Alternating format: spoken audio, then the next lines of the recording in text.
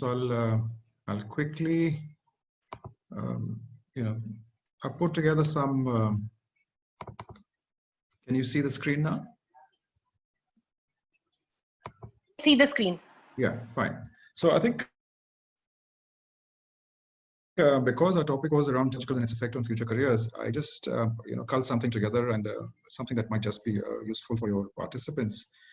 Why do we talk about tech disruption? Of course, the fact is that tech disruptions have been happening for forever, since the first industrial revolution. The first industrial revolution, the steam engine and so on and so forth. Second revolution around the assembly line production.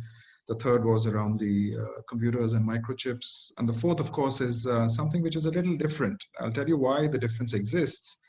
That's because till about the third industrial revolution, we were predominantly using machines to help us do our work better, right? And of course, what's happening now with the fourth industrial revolution is that the machines don't necessarily need us to do the work better. And automatically this whole thought around what Alan Turing, he mentioned in 1950, can machines think? And it's obviously becoming a reality now. So the biggest difference in the fourth industrial revolution, we use terms such as, additive manufacturing, we use terms such as digital manufacturing. A lot of all that basically tells us that as computing performance matches and in fact, gets better than human, performance, automatically there'll be a huge influx of automation. It's already happening. And with the particular crisis that we're dealing with right now, it'll only get speeded up as a process. Whether we talk about artificial intelligence, we talk about big data, we talk about machine learning, Internet of Things, biochemistry, a lot of all this, if you notice, essentially will get speeded up simply because of the kind of crisis we're currently facing, whether it is because of sustainability, whether it is because of profitability measures, whether it is about specific skills that are required by the industry. The fact is that this whole concept of exponential technologies will actually increase. Obviously, it has major implications on people, on students who will be getting into careers in the job world in the next few years. So automatically, there'll be major implications on them. So just to give you an example, we've already had scenarios where monkeys who've not been able to, for example, walk properly, are able to walk better simply because certain microchips or integrated chips that have been connected to the brains along with their spinal cords. So this has actually happened. Automatically, what's happening here is a signal that is being transferred between the microchip that is there in the back or the spinal cord of the monkey and the brain, which sends the signals which makes the monkey walk better. Similarly, scientists have used IoT, Internet of Things, to be able to make information communication or knowledge communication between rats in a particular experiment. One rat which is taught in a certain kind of way, we're aware of cognitive or Pavlovian kind of experiments. One rat was taught, and of course in the process the transfer of this particular knowledge of how to do things was transferred to another rat using the internet. Now, if these are possibilities that are already happening, that's telling us that the kind of tech disruptions that's happening in the world is going to be very, very different to what we are seeing. We already have had scenarios where we know that you can actually decide 2040 onwards, people born after 2011 will get to choose how long they actually live. In a sense, obviously, most people want to live much longer. But the fact is that because of data, because of genetics, because of genome-based studies or whatever you would like to call it, there will come a time wherein we'll also be able to play with what we call as the instruction code manual, which God has actually given us. But more importantly, if I look at it from a career standpoint, if I look at it from a standpoint of jobs, startups, entrepreneurial ventures, there are many things that will now get speeded up. One, it is already happening in the last many years, but now it will get speeded up much further because of the crisis we're currently facing. The launch of smart connected products and services, of course, something that E&Y and FICCI actually talk about. The creation of highly optimized supply chains. We've seen a lot of supply chain disruption right now. We will keep on seeing that. How that will get rectified, how much time will it take is something that only time will tell. What will also be important is how soon we can get back populations to work, A lot of all that will be important. How soon can we start factories running at optimum capacities? A lot of all that will determine many things. But we are already seeing a lot of focus on, e-commerce. We're already seeing a lot of focus on a more, innovative supply chains. We're already seeing a lot of focus on the atomization or the newer, companies or organizations or startups who are actually being able to attract a lot of venture capital money, a lot of angel investment money, a lot of business innovations. One big example, of course, is the Ola and Uber of the world, right? These are essentially aggregators. They don't necessarily own, one single taxi, but the fact is that they are, technically speaking, large taxi companies. At the same time, there is this whole idea around, how we are impacting the environment, sustainability of this environment. A lot of all this will become paramount, will become important.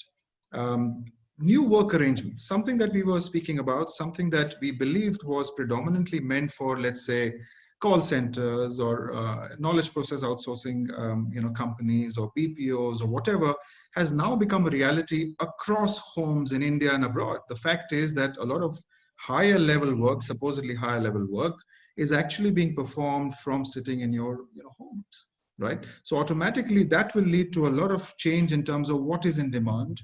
Is in big office spaces, are they in demand? Are they not in demand? It will lead to a different style of leadership is than when you are sitting in remote locations and you're trying to manage teams across the world. It will require very different kind of leadership qualities. Are we ready for that? Can we inculcate that in the longer term?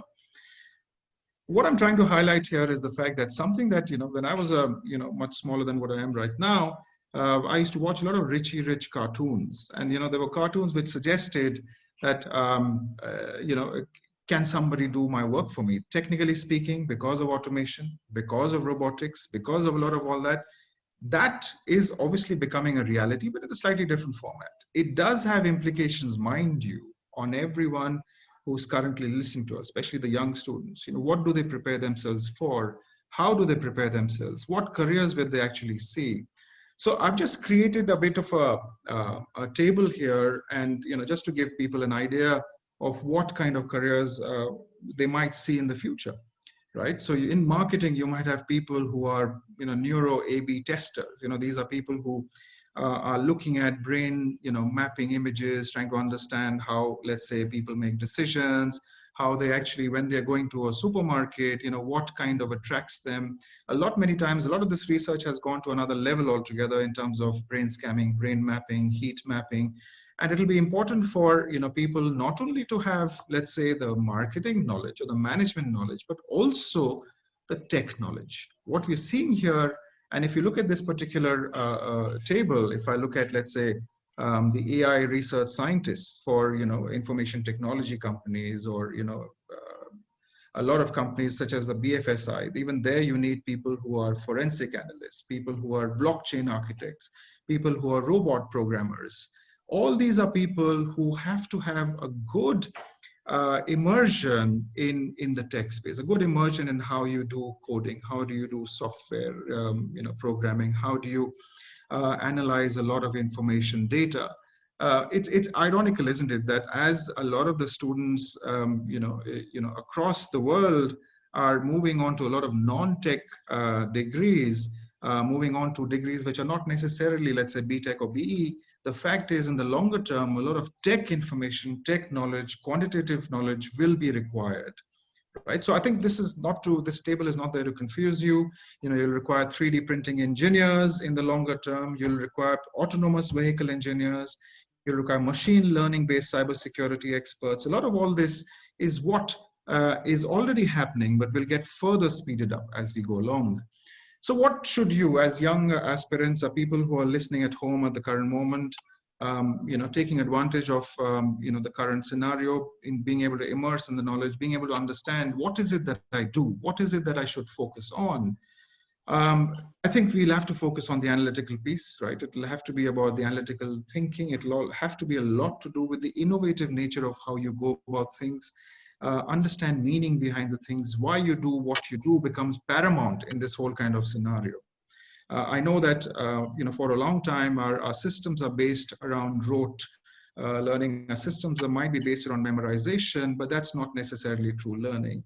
At the same time, it has to be very, very engaged learning. It has to be very much around this whole idea of what is known as constructive learning that becomes very important.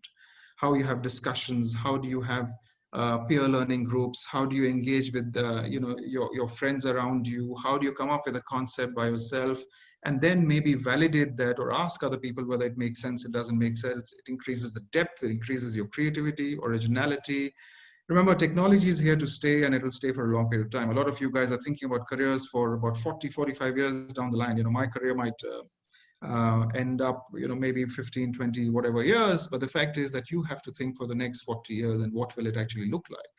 And, a lot of this will depend largely on your ability to be a sponge, your ability to ensure that you learn not just in class, but beyond the classroom as well. Critical thinking aspects. It's not just about problem solving, remember, it's about problem identification as well. You need to identify what problem you're trying to solve. Sometimes that also becomes an issue.